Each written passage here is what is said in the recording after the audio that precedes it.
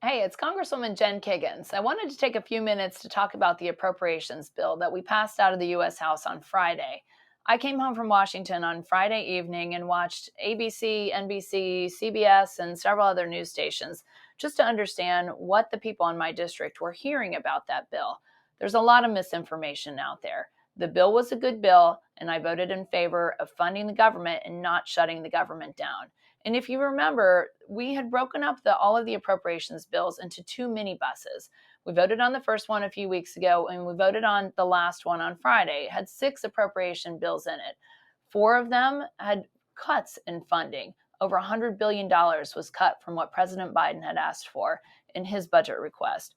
But there were two appropriations bills that we actually increased funding levels, and that was for defense and that was for homeland security. And those are two issues that are very important to me and so many other people in my district. We actually increased the defense budget, the defense appropriations, by $27 billion. And this was important because we had some really great wins for our military. It provided for a 5.2% pay raise for our military men and women, which is the highest they've gotten in 20 years. It also provided for 8 more ships to be built. We halved the amount of ships that the president wanted to cut. He wanted to decommission 8. We cut that number to 4. It provided for some Taiwan funding. It stripped $50 million from some DEI initiatives that were interjected into the military. It cut over $500 million in climate mandates that the Biden administration had put into the military. And it also codified that COVID vaccine mandate would never happen again. So there were some very, very good wins in this. Also included a piece on that only American flags would be flown over State Department buildings. Great wins, great conservative wins. There was also a homeland security piece of this bill, which again wasn't everything we wanted because HR 2, which if you remember back, that was a border security bill that Republicans passed very early on in the 118th Congress. That bill passed out of the House and continues to sit on the desk of the Democrat Senate and has not been taken up. So we took pieces of HR 2 and we interjected it into this Homeland Security appropriations bill, including 22,000 more Border Patrol agents. We also included funding for overtime payment for them, for better technology. Now, there was a little bit of a piece in there for more detention beds. I didn't love that piece, but I would rather us detain illegal immigrants than just release them into our country, which is what's been going on. So there were some good border security wins in this district. Then there were some contentious pieces as well. And you'll hear about pork, which actually is some of our earmark funding. I wanted to talk a little bit about earmarks because as a member of Congress, we can direct some federal funding back to our districts. I got $13.7 million for 11 projects here, including some improvements in wastewater treatment on the Eastern Shore with broadband. We've got some transportation improvements, including a bridge in Suffolk and Alaskan Road expansion here in Virginia Beach. Just really good wins, money for CHKD.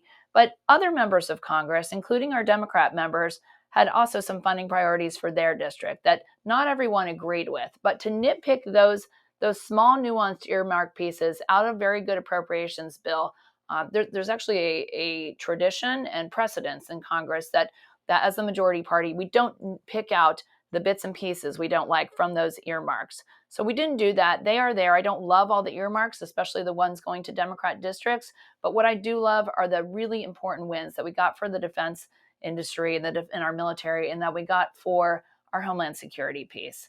So like I said, this bill is not perfect. We, as Republicans, have 1/2 of 1/3 of government. So we're not going to get everything we want all of the time.